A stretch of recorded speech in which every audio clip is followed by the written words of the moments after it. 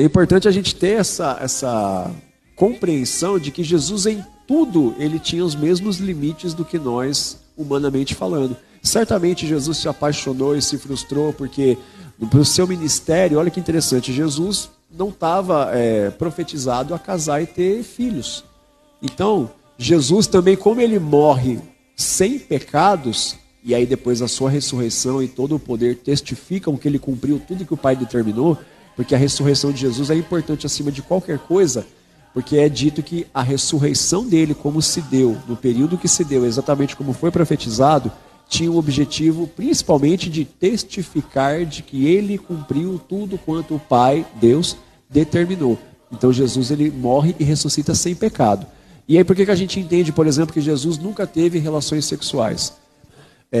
Dentro da compreensão bíblica de que todo ser humano já nasce herdando o pecado de Adão, o apóstolo Paulo vai dizer isso, que nós herdamos o pecado de Adão, desde que Adão ele é sentenciado pelo seu erro lá no Éden.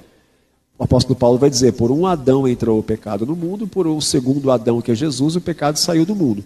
Se nós herdamos o pecado de Adão, e isso está contido no sêmen, né? Que o homem ele insemina a mulher no ato sexual, essa é a compreensão bíblica e a compreensão judaica, e a gente que crê na Bíblia como a palavra revelação de Deus mantém essa compreensão. O fato de Jesus não ter tido relações faz com que ele permaneça sem pecado, porque o conceito de que o homem e a mulher se tornam uma só carne mediante a relação sexual, que é o que Deus vai dizer lá em Gênesis no Éden, vamos supor, Jesus é uma pessoa sem nenhum tipo de pecado. Aí ele tem relações com uma mulher que ele ama, que é uma mulher pecadora, porque só ele era sem pecado. Quando eles têm relações e viram uma só carne, eles passam aos dois compartilhar da mesma natureza. Então ele teria, por relação sexual, tendo o pecado dela anexo a ele. Se Jesus tivesse tido relações, ele virando uma só carne com uma mulher que tivesse pecados, seja ela qual fosse, ele teria assimilado esse pecado dela, porque os dois agora são um. Esse é o conceito bíblico de uma só carne. E o texto diz que ele cumpriu tudo quanto o Pai determinou, então ele de fato morreu sem pecado, então ele não teve relações.